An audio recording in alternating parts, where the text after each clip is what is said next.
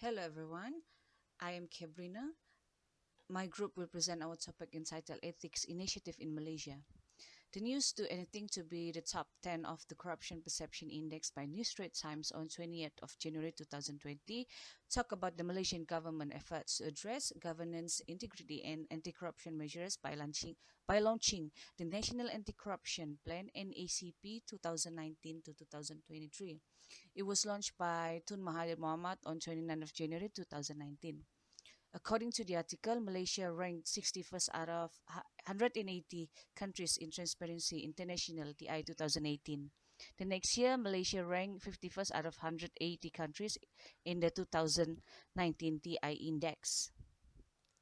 The biggest scandal corruption in Malaysia history is the 1MDB scandal that involved big name such as our former Prime Minister Najib Razak, his wife Rosman Mansor, and a businessman named Jolo. The scandal included money laundering and extorting trillion of US dollars from its account, as well as the gain made by bond prices and bribery, simplified by wrong statement. So to address such scandal, the NACP was introduced to create a corruption-free environment with a society governed by the value of honesty, openness, and accountability.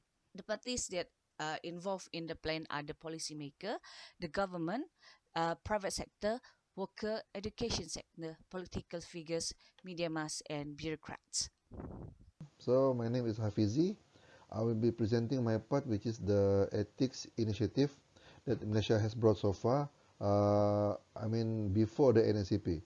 Ethics initiative is a plan, codes, program and project promoted and conducted mainly by the government in order to inculcate ethics and integrity to both public and private sectors. So this is mean all the government efforts that has been made or still ongoing to address problem related to integrity misconduct among the civil servants and the private employees. So that is ethics initiative. So what Malaysia has been done in terms of governance, integrity and anti-corruption efforts. Our group has listed all the initiative before the NCP in this slide. So the Malaysian initiative effort began long before independence.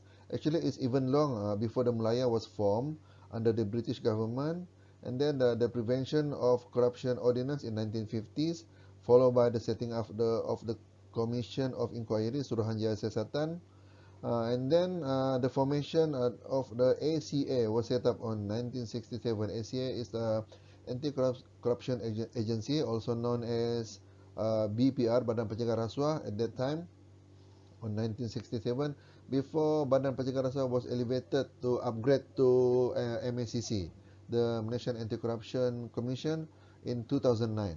Okay, and then follow back with the formation of the JKK MPK, which stand to Jawatan Kuasa Khas Kabinet mengenai pengurusan kerajaan, with the objective to create an efficient, disciplined government administration and public service with the highest integrity.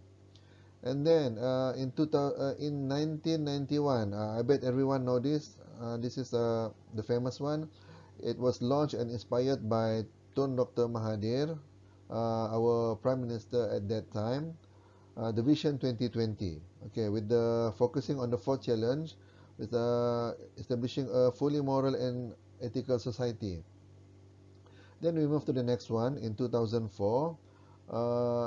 The establishment of IIM and National Integrity Plan. This was launched by our Prime Minister at that moment, which is Yang Amat Berhormat Datuk Seri Abdullah Haji Ahmad Badawi. Primary focus on cultivating ethical culture and integrity among all walks of life in Malaysia. In 2009, between 2009 and 2014, the formation of national committees on the integrity. Here, the government formed the JKTU, the Jawatan Kuasa Keutuhan Tadbir Urus.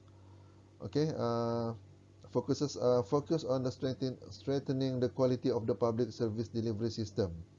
And then the G2 JITU, which stand to Jawatan Kuasa Integriti dan Tadbir Urus, with the goal of establishment to strengthen the integrity of the government administrative management.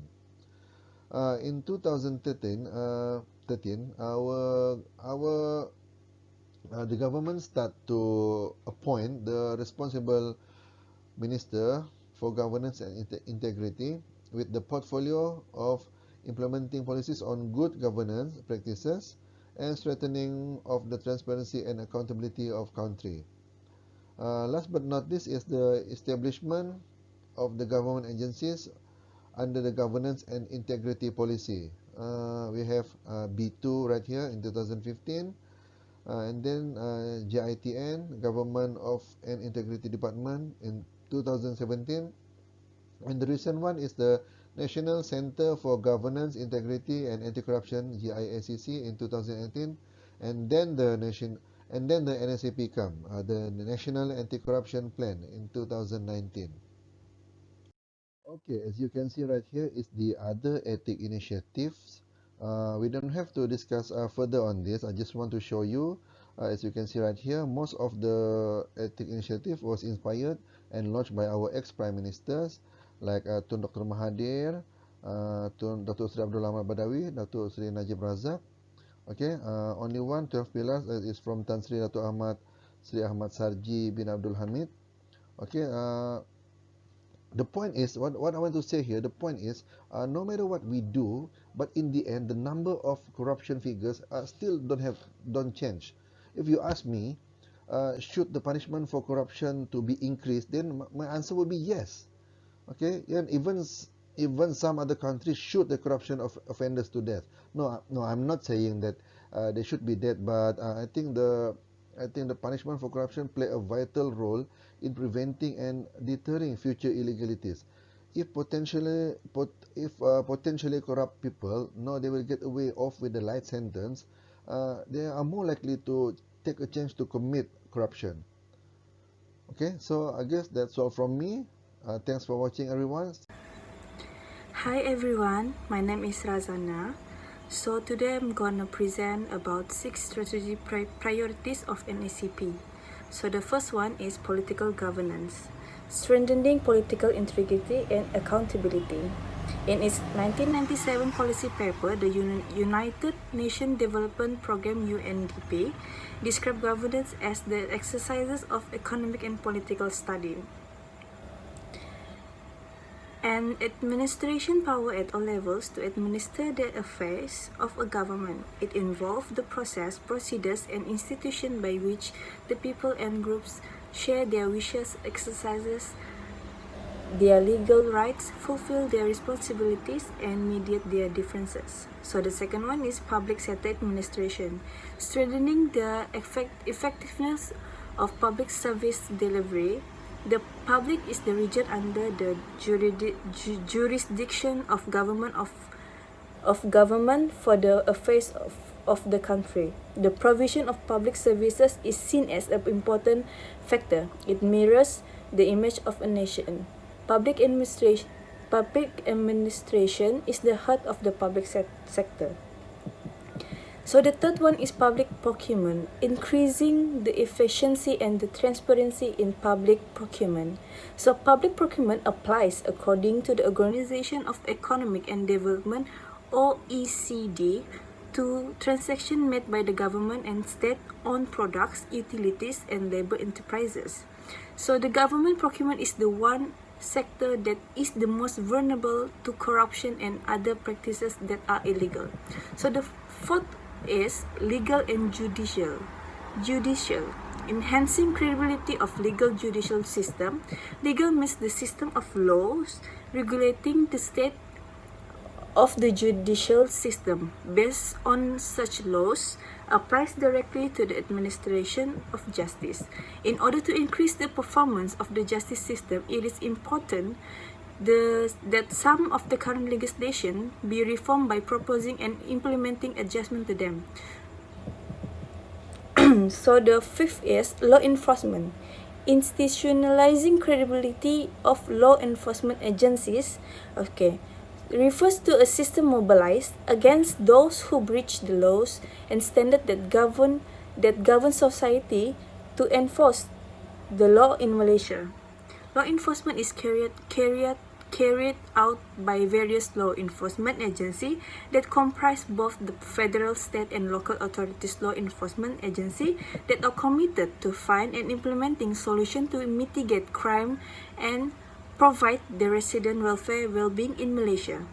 So the last one, the sixth, is corporate governance, inculcating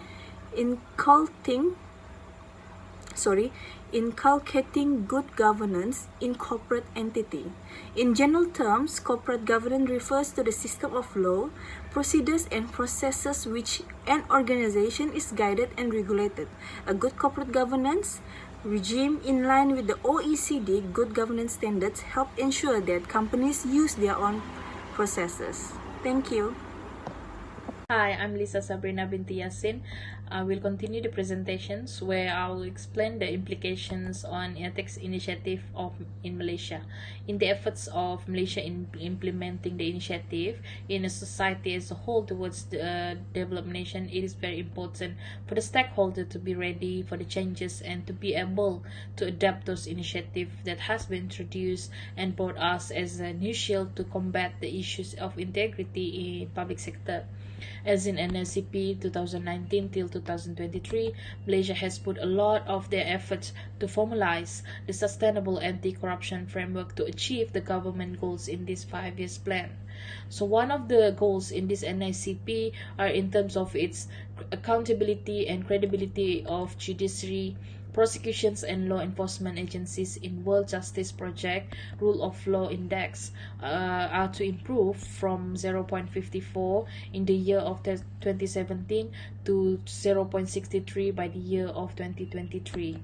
Other than that is to increase the percentage of corruption conviction rate in Malaysia. The goal is to increase 77% to 90% in the year of 2023.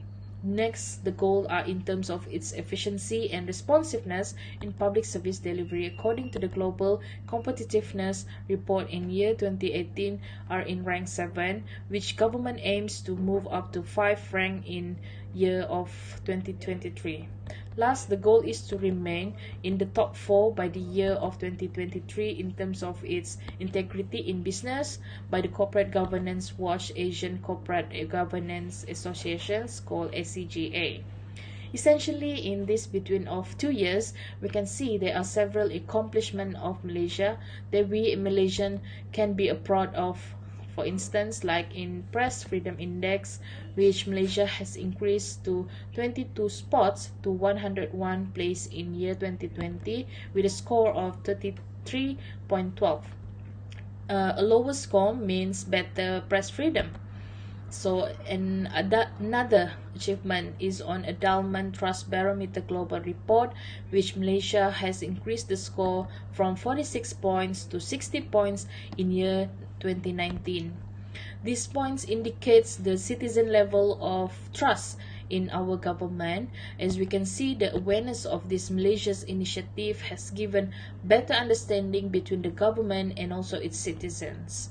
Other than that, Democracy Index has ranked Malaysia to the 43rd in year 2019 with a score of 7.16 points with a climb of 9 spots from its last year. Well, that's all from me. Thank you.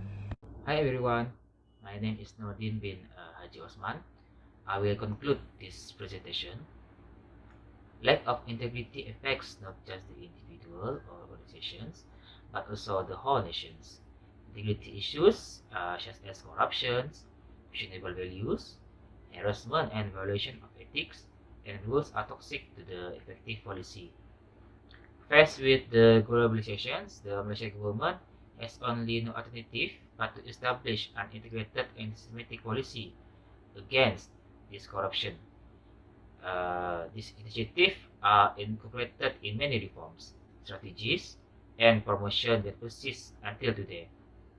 But ethics and integrity must not just appear in a slogan or headlines, but must be a living entity in the soul of the nation and its people.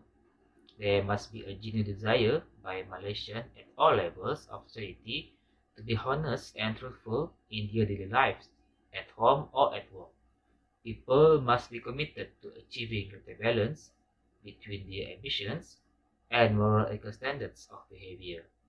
Only then will the hard work achieved in the ethical measure over the years be truly respected and celebrated, and before the government is prepared to offer its political will to ensure successful avoidance of the corruption.